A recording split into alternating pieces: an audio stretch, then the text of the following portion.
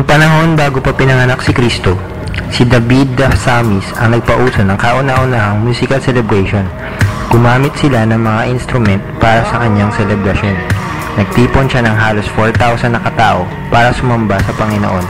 At dahil dun, nagsimula sa mga Hudyo ang unang musical celebration. Pagkatapos ng pagkamatay ni Kristo, nagbago ang paraan ng pag-worship ng mga Kristiyano.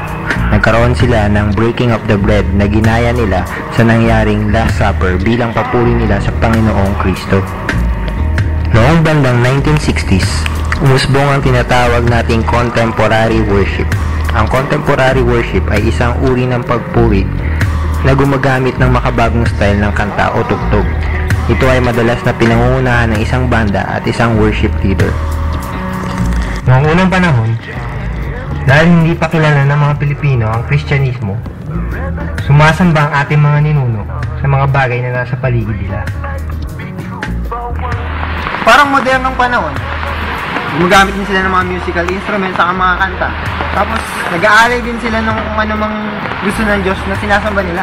Mga kasama, tayo na sa bahay ni Manlalaon.